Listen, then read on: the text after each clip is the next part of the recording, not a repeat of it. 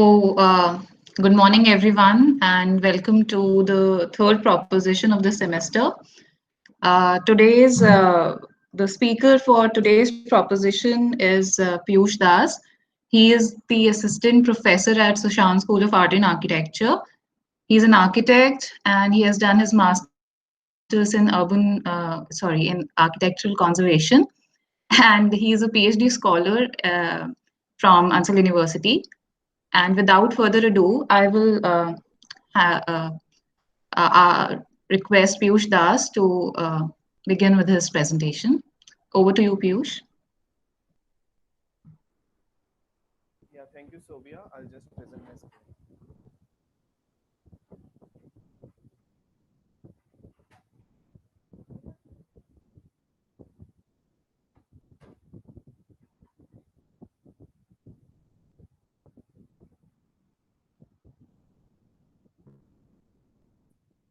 Yeah, is my screen visible?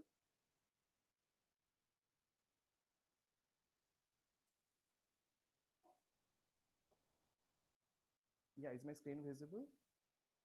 Yeah, it's visible.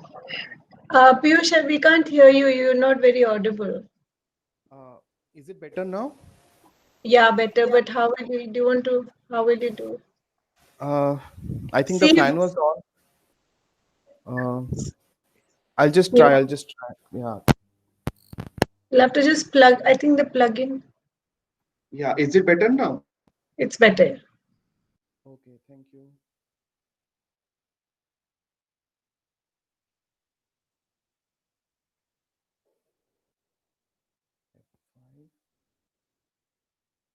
Okay, just cross-checking. I think I'm audible clearly now and the screen is visible.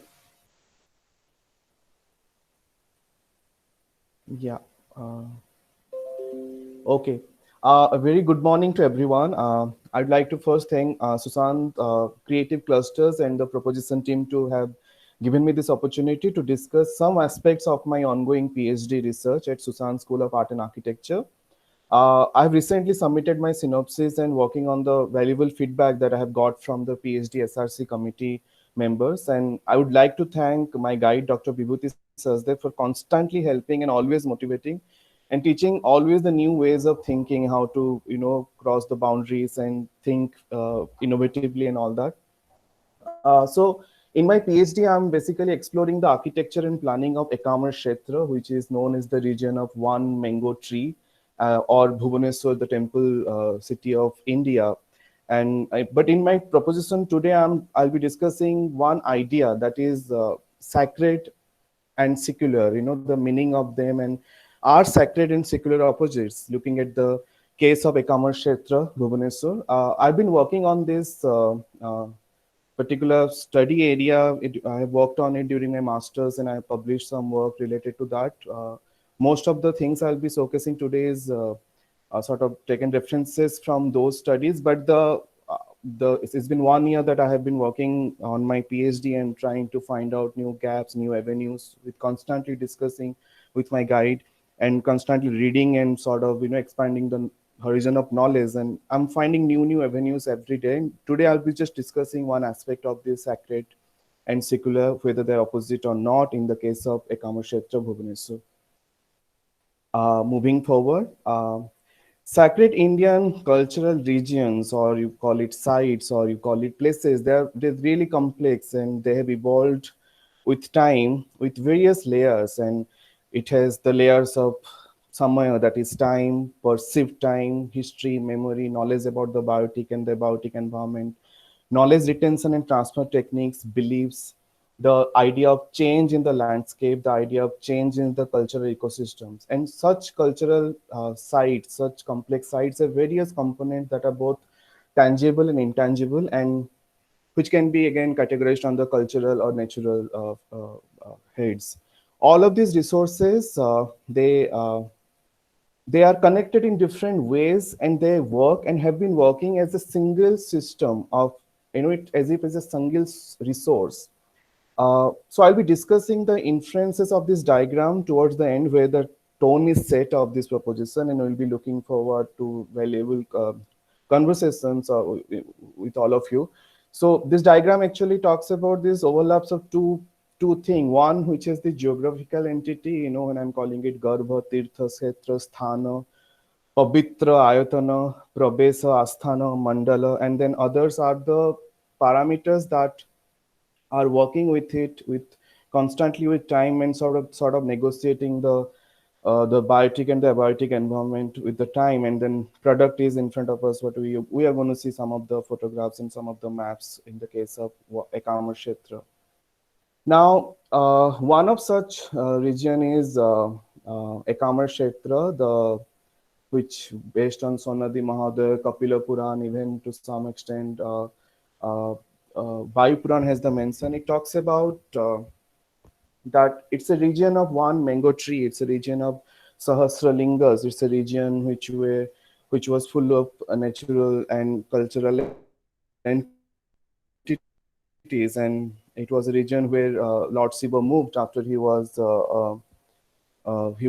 sort of irritated with the crowd in Varanasi, and he moved here. And then whole stories began, representations, writing, and its effect on the landscape began. And then what we see today is the Kamakshetra, the temple city of India. So this is one of this complex region, and the documented history of this region goes is more than 2000 years, and different religions such as Buddhism, Jainism has rendered and results in the various cultural dynamics of this land.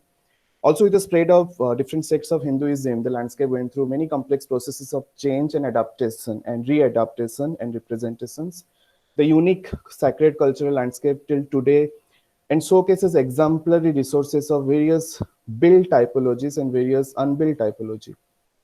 So before moving to the details of today's proposition, quickly trying to understand that how a place is made, how a place of such scale, of such complexities is made over the 1,000 years. So first of all, it is necessary to understand who are the users and the typologies of the buildings that we are talking about in a particular place, where in case of Ekama Kshetra, there are temples, there are residential, there are houses, there are mathas, there are institutional buildings. But I'm just naming the typology so that we set the tone, but then with time probably we'll stop talking about these typologies. They are just buildings. They all are buildings, and they all are builds, they all are habitat, they have their users, they have their set things, they because they were created, they were constructed in that manner.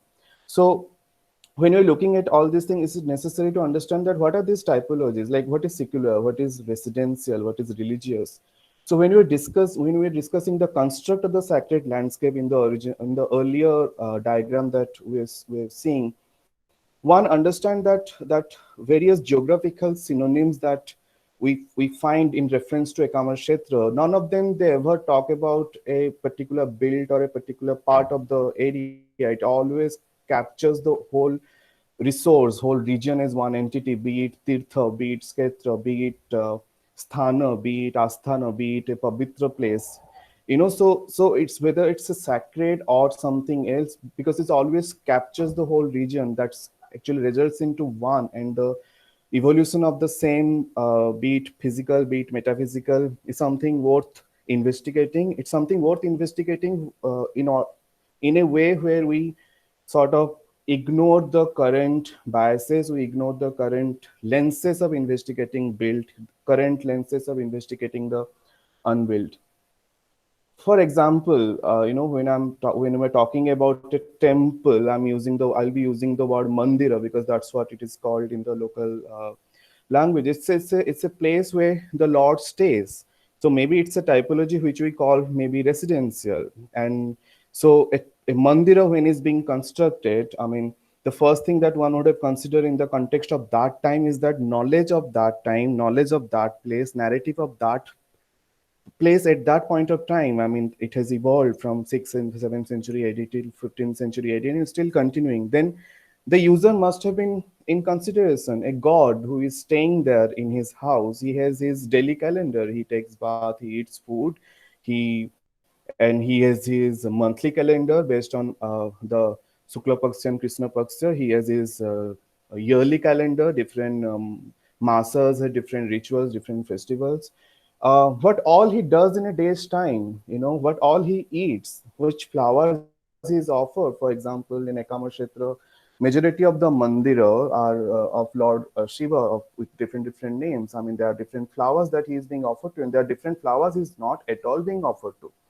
So what I'm trying to say here is when we start understanding the user, when in this case is with an example of a temple, if I'm saying Shiva is the user of a particular place where he's staying, and then now he's being offered certain flowers that bringing the biotic components of nature.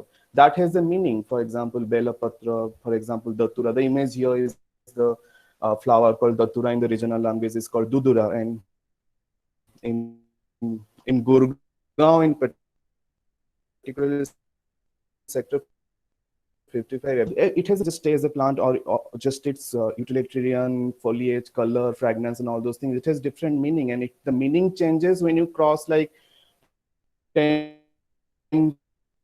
20 dhenus, because if another person is there and probably that person doesn't like this particular flower, like for example, you will not offer champa, for example, or particularly anything of that sort to Lord Shiva, or all these kind of flowers to Lord Vishnu.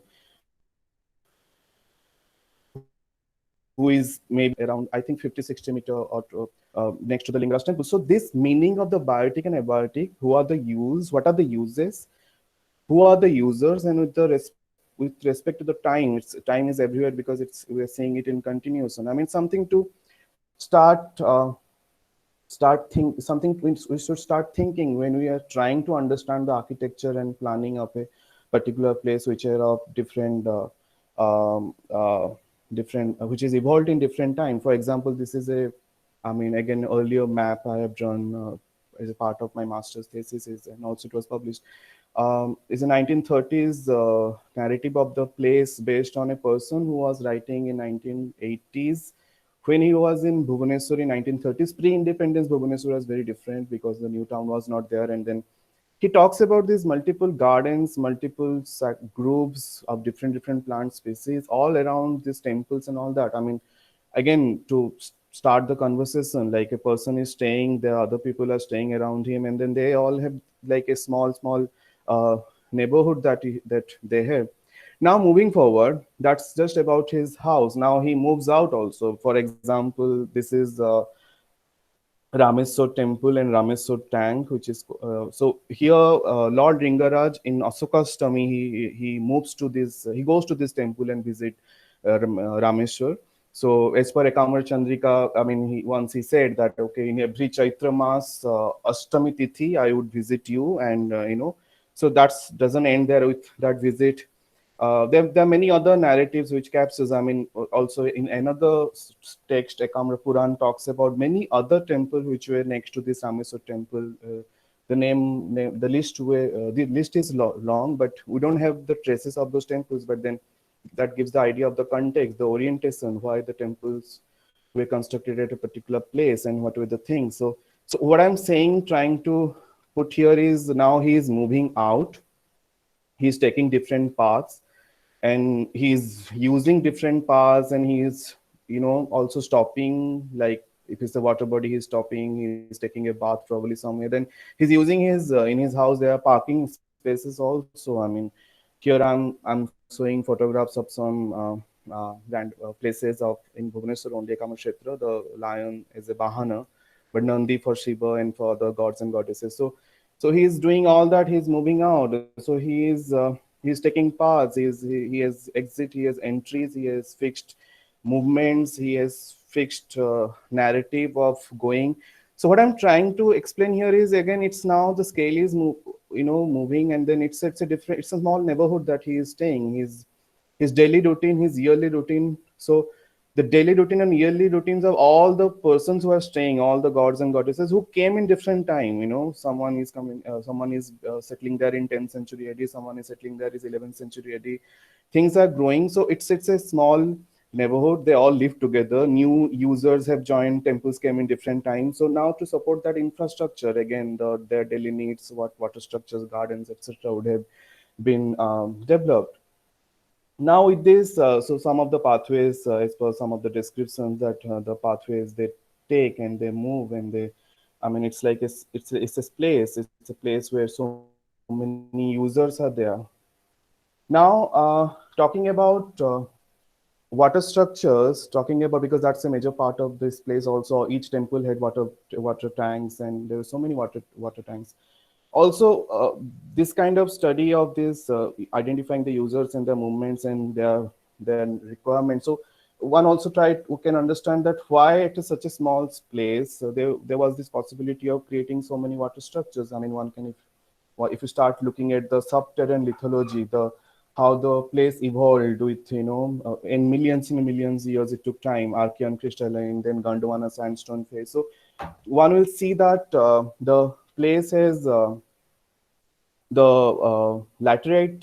sandstone is like a, it's like a basin sort of thing, and then above that is the laterite. Laterite allows water percolation, but sandstone doesn't, and then that's why you have this huge amount of groundwater in that place, and that led to this possibility of constructing so many water bodies at one point of time. We have still some left in the place. And also this thing has been represented in different texts, different stories, different narrative, like how Parvati was thirsty and Shiva just dig the trisul in the ground and water came out like a fountain, and all those narratives. So it's again little transdisciplinary way of looking at these users. So and their houses, their gardens, their roads, their neighbors, their relatives, their friends, so all these things. So now moving on, just continuing a little bit of water. Water just doesn't mean water body. I mean, it can be a kund, it can be a tank, it can be a stream, it can be a pokhari, it can be a puskarini,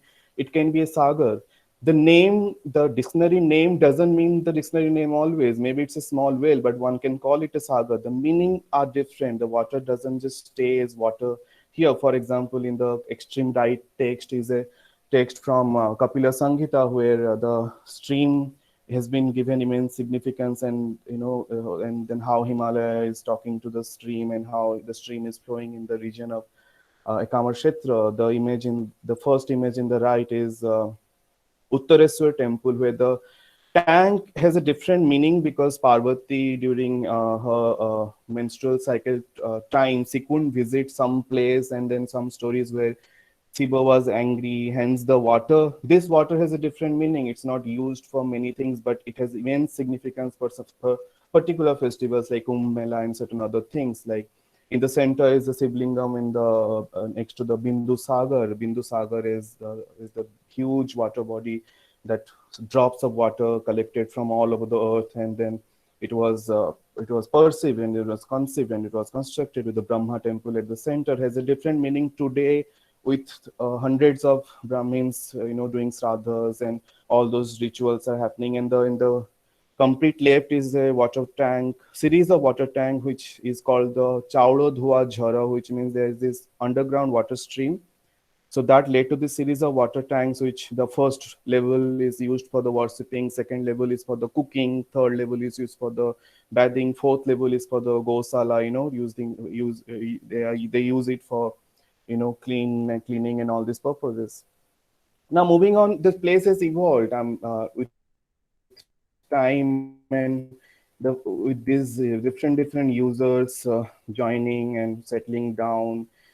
This is something conjectural. I mean, this has to be revised. This was long time back. I prepared them. So things are changing. People are going, people are moving, and they are settling down. So the idea of orientation, the idea of location, the idea of asthana, sthana, prabesa, and all those things means differently, and means, and they can give us this immense clue to understand how this place has been made, how this place has evolved, how the architecture of this place is sort of perceived, and how the planning or the metaphysical planning of this place is perceived. This is what a map showcasing the immediate surroundings of the Lingaraj temple with the Bindu Sagar and the Gandhavati stream at the northern part.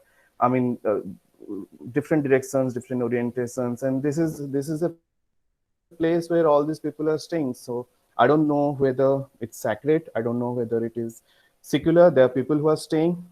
Now with that, to facilitate all these people, there are so many other types of users here. I've talked about user one looking at one person's house, then the user two types becomes the other relatives, friends, and all these kind of people. And we talked about the built and the unbuilt related to that, and that they're helping to settle down and all those things. But now who are these sabayas who are helping to prepare the food, who are helping to worship them? There are these different types of users again, and then they came there.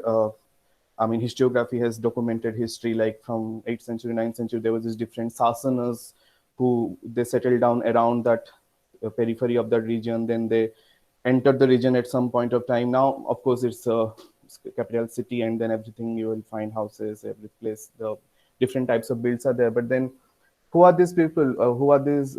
For example, this is one matha. It's in, and then, but you don't know whether sacred or secular. I mean, but it's a mutt. It's an institutional, whatever typology you call it. And I mean, just some images to showcase the different types of users: 3, 4, 5, 6, or 7 who are there, and then where they have been staying, what they have been doing. This is one small mutt which has the entry with the Lord Jay and Bijay with a very dramatic dress change. I mean, it's some around 60, 70 years old building, and the, so there's this social, there's this public, there's this private. So this overlap of all these types of spaces, overlap of all these notions of space, the overlaps of all these notion of build typology that we use in a today's days context.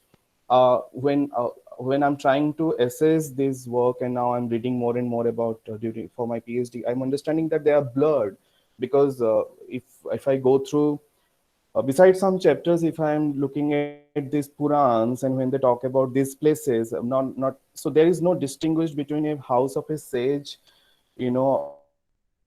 of Jagadami, or logis, the way it has been explained, even in Sanskrit, even in regional Odia language, when the things have been described in about the typology. I mean, it's all the same, because we have started with that diagram where the geography has been.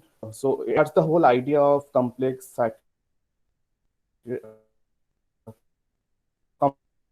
complex regions, which is religion as based religion. So be it any religion, I'm having said that. Piyush, your So voice has been breaking.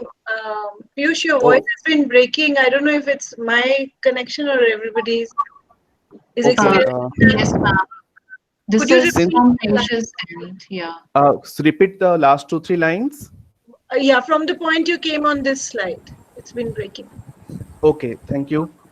So what I'm saying is the idea of a place, like we discussed in the first slide, where the diagram was there, where a place has been defined already in terms of tirtha, sthana, asthana. So there is no negotiations there. There is no discussion there in that whenever there is a build, their typology, everything is everything. There is the idea of sunya, the idea of universe.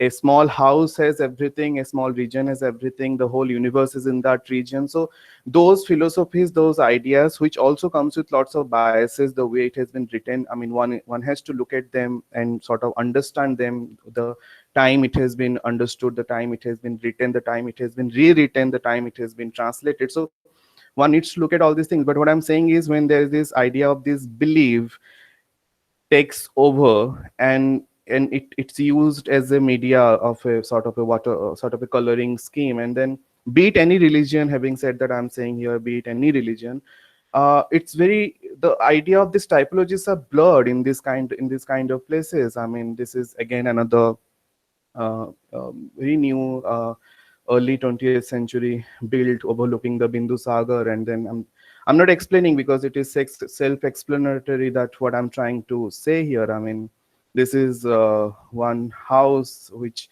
has these parts of a mutt, and then, I mean, everything has been taken over. This is a, vernacular small house which is very next to the Lingaraj temple in the old Sahis, and one can see the Tulsi Chora in the entry courtyard. They have this long linear sort of pattern of houses because of divisions, and also earlier also they were following the same for some other reasons. And the compound wall of Ananta Vasudev temple, and then things like this. I'm not explaining because we don't know the name of these temples. We one can only just try and assessing based on those texts, and because those texts also talks about dimension in terms of dhenu and Jojana and Kosos, and I tried locating this, but in terms of the name of it, but has not been successful yet. Probably now when I'm working further on this topic, and I'll be working on it. So now this is where I'm sort of entering after discussing the place, after discussing the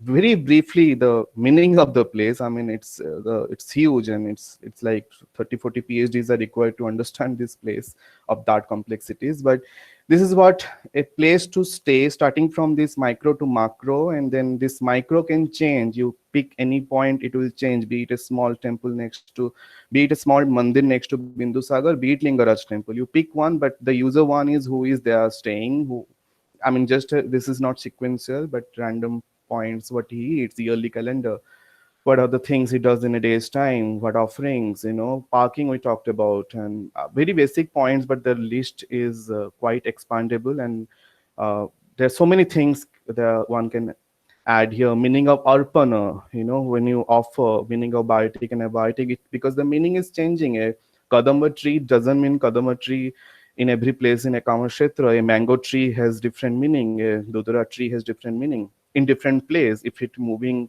10 meter, 20 meter, the meaning is changing. Family members, source of daily needs, who are these people? The sahis who are busy in stitching, the sahis who are busy in flower, collecting the flowers, the sahis who are busy with preparing the prasads. And that system has also changed with time. There was a time when I was reading, I was reading some text where they say that it was like economical setup thing, where festivals, this yatras, this melas and all those things. But then that time people were staying away. They used to come here, stay here for some time. They were tax system. So yeah, one will be looking at all those kind of complexities. But then that idea of the source of daily needs also changed. Then we have talked about this. We are jumping to the user two also, like his friends, relatives, his or her friends, the movements, the pathways, the nearby vicinities, and how the methods of visiting, the methods of these transportations, and how infrastructure is supporting all those things. Then the user three is these worshippers, the sabayas, who are sort of facilitated and where they are living, where they lived, what they do. Also their daily calendar, their yearly calendar, their monthly calendar. Then the user four, who are making all these things, the kings, where they were staying. Then user 5, 6, 7 goes on like that. So there's basically the operational framework and the place making, how this place has been made. And not going in detail, but quickly explaining that where I'm going with this is just one idea of meaning of build typology when we talked about sacred or secular, but that's just one idea here. But then when we start understanding the making of this thana or the place or this kshetra, the architecture of the buildings or the planning of this place, then one can start understanding this n number. Fortunately, when we start assessing them using our today's lenses of planning and architecture, we don't use all this, we sort of ignore these lenses, or we don't have the tools to understand these lenses. So that's where I'm going with my PhD of understanding the architecture of this place. And today is just one brief discussion about the meaning of sacred and secular. And so this is what I'm not concluding with this diagram, but this is somehow I'm sort of moving forward with this understanding, and I'll be still working on it. Is that there's really nothing of this sort in this particular place. I mean, it's the time, and is the way we have started perceiving it, and it's today. And then the today has this cyclic continuation of all these things that has happened, and the tools are coming from that, the techniques are coming from that one is assessing at this point of today. And then when looking at sacred and secular, they're there everywhere. I mean, they're there without the meaning of it, because as I said, the circle is the tirtha, the circle is the sthana, the circle is the asthana in case of Ekamra Kshetra Bhubaneswar. So having said that, so thank you very much for this opportunity again. It's a research in progress in a very early stage, and yeah, I'm really hopeful, at the same time confident that yeah, this will go somewhere where the definitions of these buildings or the non-buildings will be there in a manner which will be more holistic, which will be more comprehensive. Thank you so much. Thank you, Piyush. Thanks a lot for this very interesting and insightful presentation. It has opened a lot of um, doors for others also to think on the same lines or maybe different with regard to sacred and secular and the questions pertaining to that.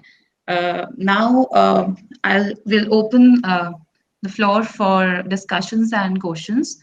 So, those who want to ask any question, they can type in the chat box, or they can ask here as well.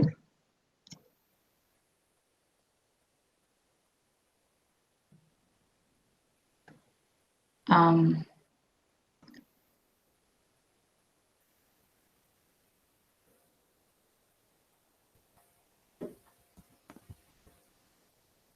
so Sachin sir says, thank you, Piyush, for giving us new perspective. Yeah, for sure. For any PhD scholar or any researcher, these kind of uh, questions, these kind of ideas are really insightful and thought provoking also. Thank you. Can we have videos of the participants, please? Open. Tapasya is asking, how do you go about validating information from other disciplines, as you mentioned during your presentation about hydrology, etc.? So, in order to do that, one has to work with all these, basically all these disciplines and their work. I mean, it complexes the process a lot. So, validation will come from, of course, from the references, which will be both primary and the secondary, and the secondary references, also the primary references, will also go through this process of elimination of biases, because that's something is very I mean, I've been very careful of seeing every time, is there any biases I'm reading, is there any. So yeah, one has to work with them. The validation will come from them. They will be the part of the process. Like for example, the lithology map that I was discussing about, how the subterranean lithology helped so that was drawn with consultation of one of the geologists called N.K. Mahalik, who has been the expert in the geology study of particularly Odisha, and specific to Bhubaneswar. And so that was a work that we both did together. And so when I'm talking about this narrative of Parvati, Shiva, and all those things, so I cannot name now. This list is long of 10, 20 people who are the priests, who are the ethnoscience experts, and who have studied, written extensively. So I had worked. Now I'll be working more consciously and more rigorously with them. So the validation will come from them, with using my brain as well. Not that everything said is the fact. Yeah. Yeah, I hope you've answered her question, and she says thanks. Yeah. I have one question regarding the presentation. So I could see a very strong impression of sacred in the built environment that you've shown in your particular context of Bhubaneswar. So what about, and you also mentioned about that it is getting blurred somehow. So then, how in this contemporary times, how is this idea of sacred is being accommodated, if it is, or is it Um, going towards seculars? So how you seeing this balance happening, or are you not seeing that balance? Having said that, yeah, it's a good question. So when I said blurred, that this idea is being blurred, I actually didn't mention the sacred is blurred or the secular is blurred. I think something is blurred. you know. So let's not look at that. Blurred hai to chhod do usko. The place is there. The the idea of making of the place, if one's try to understand. So I'm in the process of understanding that. So for a researcher, there is no I here also. Me being a male or from any particular religion background or belief system doesn't matter here. But when a place is made and the processes that made it, uh, when that thing is clear, then all this blurred thing should not sort of affect a person who is a researcher for some time. That, you know, one will understand it better. One will look at those blurred thing or not later. That is answering to your first question. So the answering to second question is present day context. I mean, the users, like I was numbering, mentioning 1, 2, 3, 4, 5, 6, it can go up to 10. I mean, we have tourists now, we have photographers now, we have tourists who are not allowed to enter any temple because of different religious background, and they just go outside and they take photographs. So the n is changing, and every time is the idea of beliefs are changing. But then again, as I said, one is trying to look at first is how this place has been made. So in order to do that, one has to sort of, it's like, you know, a hypothesis testing. You ignore, it's like a mathematic. I'm not going into statistical research at all, but I'm just using statistical methods to explain that, you know, in geometry, or maybe I think, what is that mathematics called? We say assume x is 0, you know, that sort of discussion I'm saying. So it's a complex process where one has to say, okay, this is 0 now, but then what is happening? Okay, 0 ko 1 karo to kya? So those processes will come. I mean, yeah, your question is very valid because it's a complex thing to understand. But then in order to first, it's like a refresh button all the time. You know, you go back. Okay, fine, that's not there. अब ये पहले देख लो. So I'm at an early stage, but your questions probably, but the answer to this is this. This process will deal with it. Maybe towards the end of my PhD, I'll have the perfect answer for it. But now it's the process, is handling it, and I'm aware of it. It's a very valid question. Thank you, Yeah. Sobia. Yeah, thank you so much, Piyush. I think this answers my question. And this is, I think, for all the early researchers, these kind of questions bugs us a lot. So where we are dealing with topics which have a lot of influence, I mean, of historical significance, and then we are putting that context in contemporary times and trying to test it. Yeah. Thank you so much. Can we have another question, if any? Hi, Piyush. Hi, Ekta. Um, I don't know if I've had this discussion with you, but I wanted to. So I don't know if I was dreaming. I've already had this discussion with you. You can tell me if that is true. So architecture has always been cultural production in the past. I mean, you can't really separate the two, right? So when I look at this diagram that you have, by the way, fantastic um, research, fascinating. um, yeah. Um, so I'm going to hound you always to ask you what you found and where you are. But so this red dotted line, this is intriguing to me. Can this dotted line be some kind of a chronological line where you can say where the separation starts happening? Is it 2020? Is it 1950? When is this separation happening? And also, would you want to have a third dimension of urbanity in this lovely diagram of yours, of moving away from these central historic sacred places towards urban living? So these two complexities, are things I want to question. Yeah, I think it's an interesting, very relevant point. Yeah, the diagram is definitely incomplete as of now. But yes, the red line you see in the center. So this diagram has the purpose of just discussing the sacred and secular. So in the place of Ekama Kshetra, but that red line, the one I have put it now in a dash sort of thing, will change with time. Maybe it will be a strong red line with parts for some time. Then the break that you're talking about, me and Vibhuti ma'am also have discussed, Vibhuti ma'am has triggered this conversation, that what happened during this colonial rule, you know, how that knowledge retained, that we are saying knowledge has retained, the whole systems of worshipping, everything retained, but how much it is retained, how it progress. So that colonial time, then also the new Bhubaneswar that came in from 1947, and then that changed a lot, or what all they changed or not changed. So that line will have its different thicknesses, different ways of representation. Yeah, it will come, but it's a very interesting point. Yes, the diagram will definitely will change once the research is complete.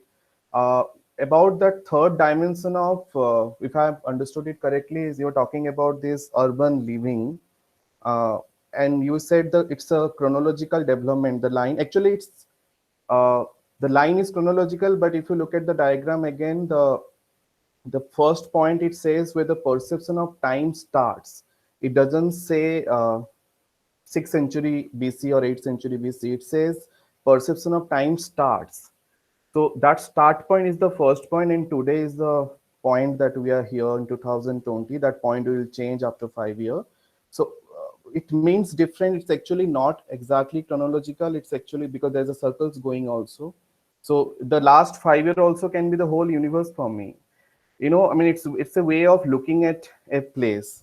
But yeah, it's a very valid point, and I'll be definitely working more on it, so that these points are also more visible and evident in this kind of diagrams that if I'll be drawing further. Thank you, Ekta. Thank you, Piyush. Piyush, I have a little question. I don't know. Yeah, yes, sure. First of all, thank you for this wonderful presentation. Actually, I have been following this for last 5 years, so I think I'm now part of it. So this sacred and secular timeline that we are seeing here, the cyclic one, it is ending on today. So what is your take on seeing a timeline from a future perspective? So it seems like all the cyclic time is boiling down to what we see today, but how do we see today as a future projection? So can we have this cyclic going forward further with concentric cyclics, and so that from future we can calculate back, and then we see that where we are progressing to and how it is going to, what are the different aspects that will affect your from today, from nowadays. So whatever we have seen till now, and how after this. Yeah, in good point. So yeah, answering to this is, first I would say future is today only. So if I'm seeing 10 years down the line, that is also today. 2040 is today, 2050 is today. So this today remains the same. And then again, having said that, even discussing, answering to the Ekta's question, this diagram is just a representation of this particular proposition of sacred and secular. It's a very simpler form, simpler version of it. But the future is today here. It's so what this can help. I mean, if I can answer to your question in this manner is, also it was a question asked by the research SRC committee in my synopsis presentation, is the relevance of these things that I'm doing it today. Is that understanding, is that finding ways, not creating a framework, that I won't say, but knowing or understanding how to know, how to understand, how to read. I think that's which is missing in today's context. Whenever we look at all these places where all these complex regions, when we act on it, when we intervene, when we do anything to it, we don't know what to know. We don't know how to know. We don't have the tools or techniques yet. So not that this diagram is going to do that, but I'm saying the whole process may end up with some explanations where it will help us. Help us knowing how to understand. I think that's the first step. And if that happens, if we start understanding that, then that future also will be taken care of by the virtue of it, because now we know at least. Because as of now, we don't know many things. We are quite ignorant. We are quite, I mean, I'm talking about myself in this particular field. I mean, there's a lot to know first. So that while knowing the process will evolve, that process will somehow develop certain ways of helping others to know as well. Yeah. I hope I've answered that, Prasansa. Yeah, definitely. Thank you so Yeah. much. Yeah. Piyush, may I say something, please? Yes, On please, this, ma'am. on your Good thing, morning. morning. Your thing about looking for tools of how to understand these things. Would you may probably get some help by looking at other religions who have also tried to figure out what this sacred and secular thing is all about. And you may find some tools there also. And this is what you're in an absolutely fascinating topic, and I think it's a universal topic. So I think you would be doing us all a great favor by when you sort of untangle this thing a little bit more for us to understand. I think also maybe a simple thought is that maybe sacred and secular are not so apart, and maybe the secular is a foundation for the sacred, and the sacred is a foundation for the secular. That to maybe they may not be actually separable in the long run. Or there would be, the interaction between them is so intricate and intrinsic that it's a very fascinating route to take to try and understand that. As somebody who is already, who comes from a multi-religious background, this is a very interesting topic which you're into. So thanks for all that. It was very interesting to see you and to see how, you're the thing about how meanings shift from time to time, from place to place. Yeah, thank you, Mark. I mean, it's a valid point. And answering to your first, not answering, discussing, is that yes, it is. I mean, as I said in between that, this is this idea of believing, and when you have a place that changes thing, it's like a color, you put it on a canvas. So it's with every religion, and then even in this particular case of Ekama Kshetra, the layers of Buddhism and Jainism is very, very evident. It's there. So I've not discussed this in this particular presentation, but then the whole Jainism, the layers of Buddhism is there. I mean, one has to see those dynamics, how it's working, and be it other places that I'm aware of or I have studied is I have found the similar thing. Be it Meroli, when Bakhtiyar Kaki Dargah, when he moved to Meroli, things changed. Even the last Mughal king preferred to stay there.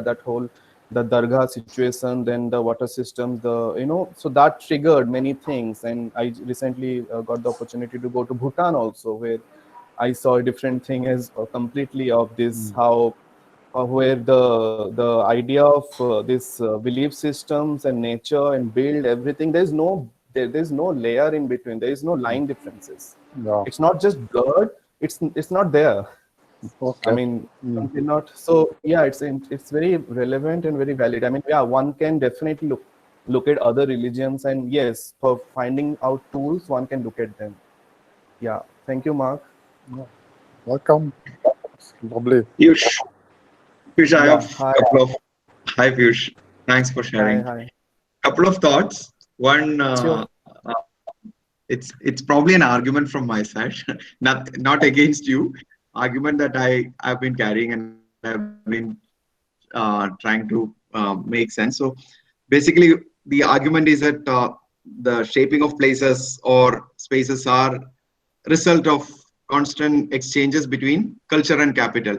So culture is kind of knowledge, values, emotions. These together form that culture, and capital we appropriate spaces from nature. Nature has the biggest capital, and then we bring technology, we use financial resources. So this interplay of these 5 or 6 elements actually shape places is a kind of argument that I kind of am making.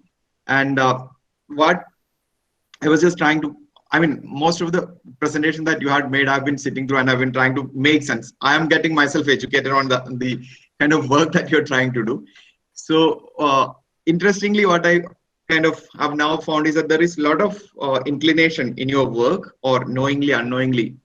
I don't think it's a bias, but it's actually, there is a strong component which is on the first part, the culture aspect, which is like you are trying to understand evidences, materials, and uses of values, knowledge, and emotions in that society, how it got expressed, who carried that, who preserved that, what kind of forms and shapes it contributed to take place, and historically how it evolved. Am I making sense? Is that something which is part of your thinking inquiry, or is it completely not in sync with what you think? This is my question. Continue the full argument. Yeah, it's definitely okay. So okay, no, it is definitely in sync with whatever you said is there in this presentation. Yes. So just to explaining and sort of expanding a little bit is that when again I'm just thinking now, it's not that I have thought of it. Thank you for the question. That's how we work, right? I mean, we get a word and we immediately think, and I call. So when I'm saying, or we're looking at culture as a, so here first answering the culture, I have used the word knowledge transfer, retention, all those things, but it's not knowledge that is doing, is the wisdom of it that is helping to do it, like, so maybe one can look at that way of culture and the wisdoms of culture, how it is being saved. And having said that, in a place like Bhubaneswar or maybe other places, the nature cannot be ignored. So there is this continuous dependency and continuous independency. When there is independency, it is intentional, more or less, that I have found till now. So I'll be repeating again. There's a continuous dependency and independency between these cultural components and the natural components. So sometimes it is using culture, sometimes it is adapting, sometimes it is using nature, sometimes it is adapting nature, sometimes it is, you call it exploiting nature, altering nature. So I mean, so whatever I've said, yeah, I'm quite, I'm cautious about it, but it may end with certain things that I may have to look at other scenarios also. But yeah, they're not biases. If I've said something in this particular presentation related to culture, they are intentional as of now. So please be there to remove, see if you see any biases. I'm really scared of biases. No, you don't have to be scared of biases. I think it's something which we should understand what are our biases. If you ask me today, my wisdom tells me that I will have biases, and I have right to have biases, but I must be familiar what are my biases, and I should stop influencing others with my biases. I should stop just at that point. I should not compel that others should accept my biases. I can hold my biases. I think PhD will make us, I mean, the process of your research will help you to understand what are your biases, things which you are not. Now, when I asked this question, you told me, yes, this is part of my thinking, but I didn't think it true. But it's there. So this is how we keep chiseling and kind of getting to where we want to go. I just have a quick thought to share with you. I mean, it will be good for you to look at the Journal of Emotion. Just trying to confirm the thing. Emotion, Space, and Society. Emotion, Space, and Society does publish a lot on these kind of, though they work largely on the urban issues, but I think it's a journal which you would find interesting, and the papers that come, and you could possibly publish one in that, because it will expand your horizon. It will get a lot of readers to give you a lot of criticism. That's something, we need. Yeah. So absolutely. Yeah, that's all I wanted to know. I was just trying to find out whether I am in the right position or not. I was not displacing you. No, thank you so much. Every time this kind of conversation helps. Yeah, thank you. So can I go next, Sophia? Sure, Varuna. Yeah. So Piyush, I think I basically am a little curious to know how to position this query of secular versus religious in the how to root it sort of in the larger question of understanding cultural landscapes.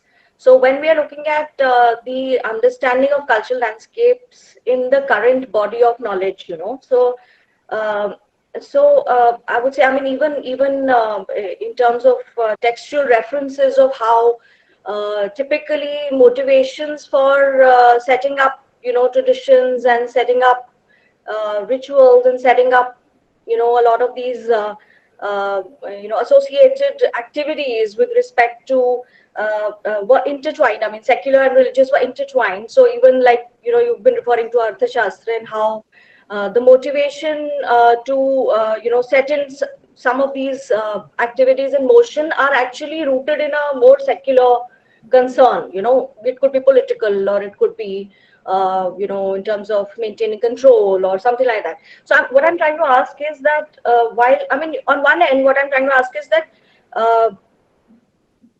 I mean, I would say that yes, in a cultural landscape, there would be it would be secular as well as religious aspects that come together to create the cultural landscape. So why are we looking for this separation? Number one. And number two, how do we position this question of secular versus religion in the religious in the larger inquiry, or of cultural landscapes as a whole, like not just Ekambara Kshetra, but otherwise also. So that's it. Yeah, thank you, Parul. So first, the idea is right now is not whether to see whether secular is different than the sacred, or they are together or they are not, or there's this small overlap. Like there's no attempt right now from my side to quantify it. All that it's just the idea of understanding. It's again going to the square one where we're seeing it's happening, where things are being made, things are being written, things are remade, things are rewritten, things are represented, and the time is moving, the understanding of time is changing, the meaning of religion is changing. So here there is one is not trying to look at this meaning of them, because they are not looking at the meaning of them as far as my findings till now. I mean, which I'll say, if I have 200 steps to cross, probably I'm at the first step, where I'm not finding those evidences at some places where it's being talked about. There is no separation, there is no talking, the idea is not there. But at the same time, some other text I'm finding which are again has a different narrative, which is like it's like writing them as a tool. Acha banana hai to ye likho. But when in explanations, there is no discussion of all these things. As I said, again, I'm repeating, I'm at the first step. I have to go 100 steps to cross. So maybe I'll know and I can answer this first question properly. But right now I'm there at that stage where this has no meaning. There are no words. It's just a place that I'm studying. And so answering to your second question also is the same answer. Is the cultural landscape word? I mean, I was using it earlier like as a word. I mean, I was so happy with this word, but now I'm at a stage of not using this word anymore. Like probably, I mean, I hope I'll find something else, or maybe not using it at all. I mean, what is cultural landscape? Everything is cultural landscape. I mean, so it's a term that came in 70s. If I'm not wrong, Parul, I think UNESCO and all those things. Then it's again followed the cultural ecology, anthropological, cultural geographical studies in 50s, 60s, and it came. I mean, fine, it's a word which is helping us to be happy a little bit. We are using it. I have been using it a lot. I mean, wherever I have written or talked about. But now I think I'm not so happy using it anymore, though I have used in this presentation. So yeah, maybe next year proposition we'll see some other word. Sure, I hope thanks. Yeah. I think it sort of takes the question forward rather than answering it. So I think that's a good way to take it ahead. Yes. Yes.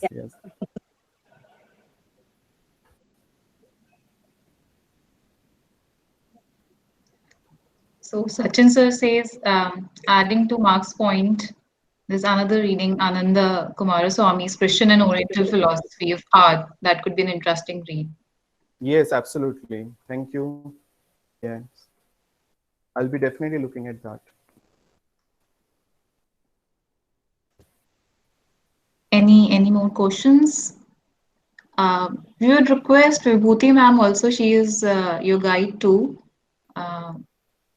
to say a few words, your thoughts of wisdom, Vibhuti ma'am. Sure, thank you. Thank you, Sobia, although I have enough opportunities to say my words to Piyush, and I hope, out of the 40 PhDs that you need to unravel this place, you will do only one and let others do the 39. So that we can move forward.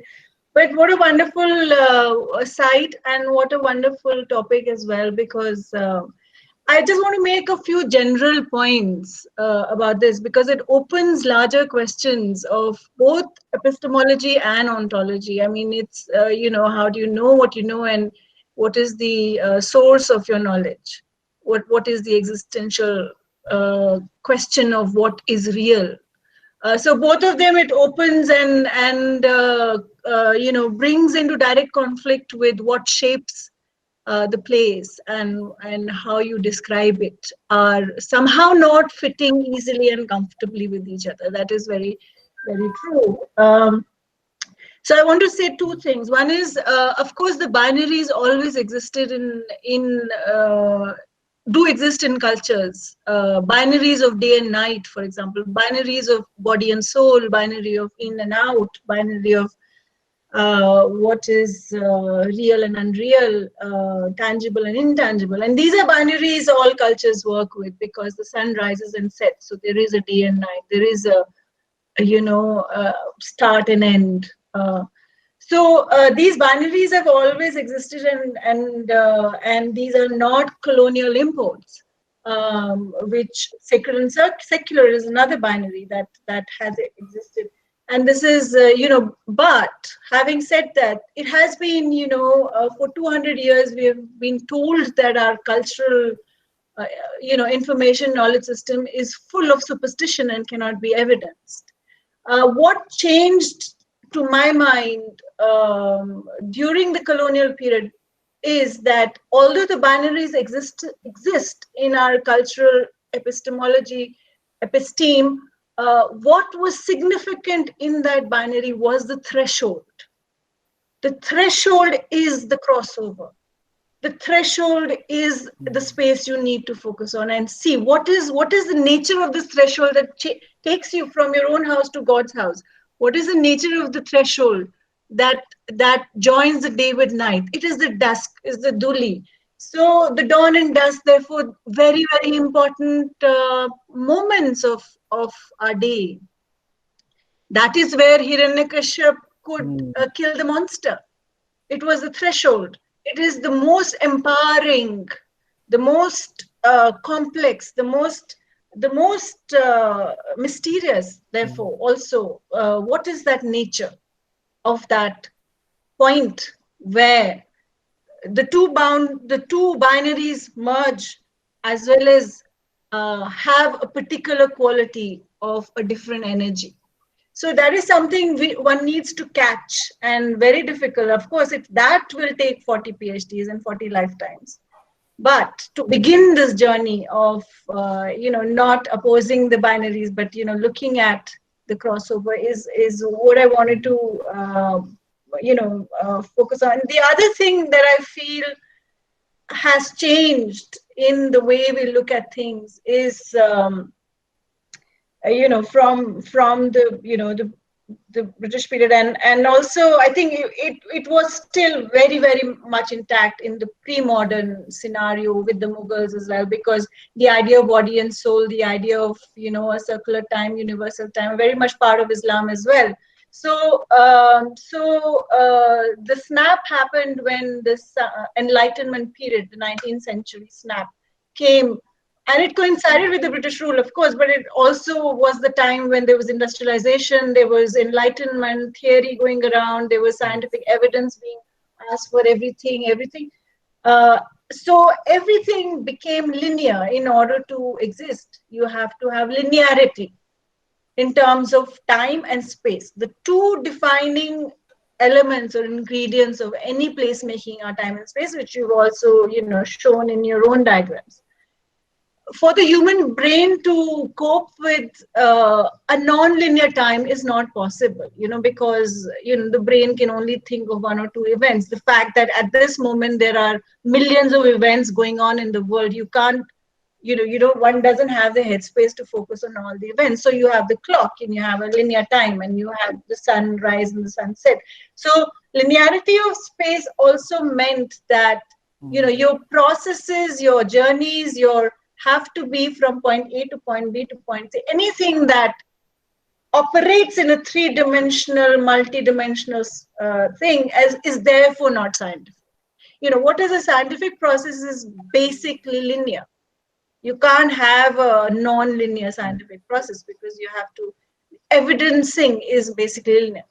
Now, even space has a similar issue. How do you deal with the non-measurable? You are delving into the immeasurable, non-measurable, converting that into the measurable scenario. And again, it's how the non-measurable moves into the measurable is from a threshold. So how does that happen? And I see that there is still a lot of work, of course, by, naturally, you'll have to do in terms of your own vocabulary, using words like symbolism, using words like user.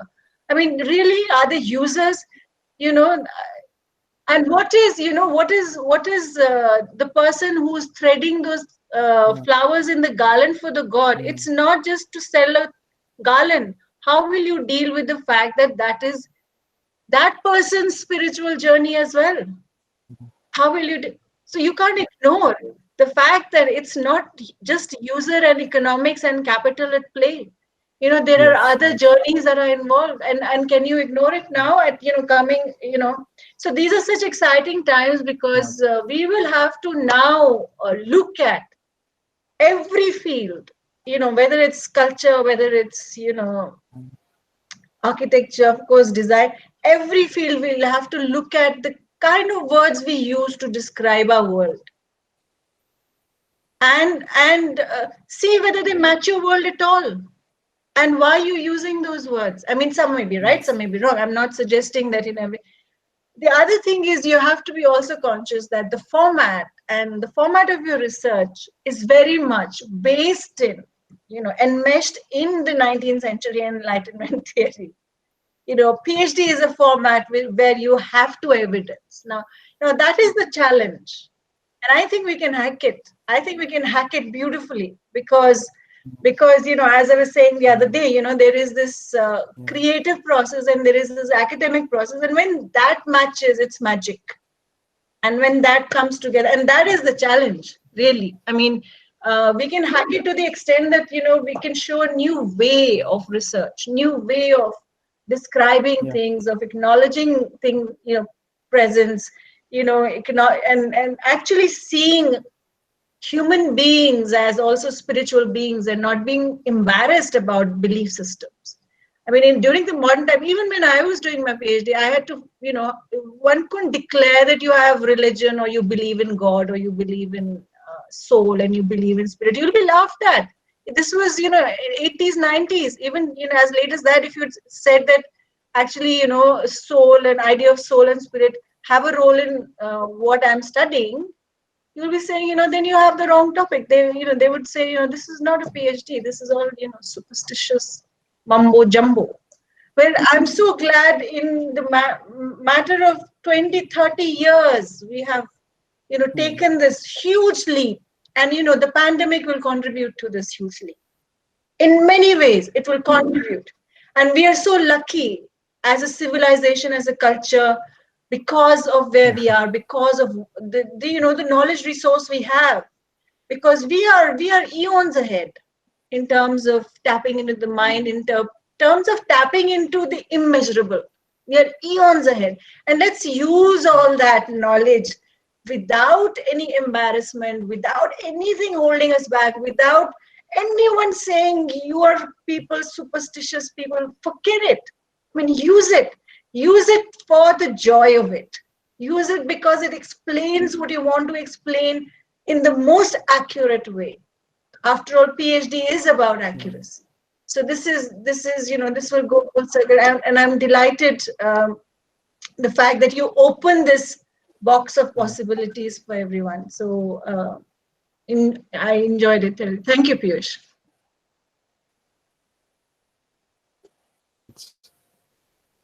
And also the challenges are there, ready to take it. Yeah. Thank you, Vibhuti ma'am. I think we can, if we don't have any other question, we can close today's proposition.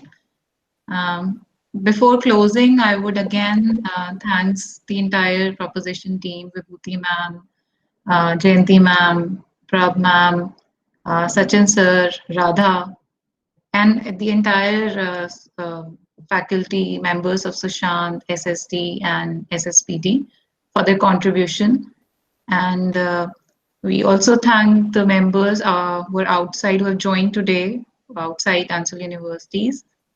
So thank you so much for listening to the proposition today. We hope that you will be joining us for our upcoming propositions as well.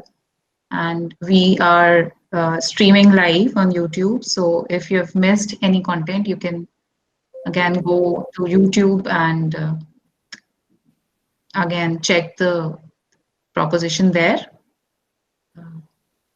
So I'll just. Sobia, are we ready to announce our next meeting? If we are, then we should announce the next meeting so that people who are attending today's meeting can join us again. Yes, ma'am. I mean, it will take a day or two, so we'll be announcing it. Yeah.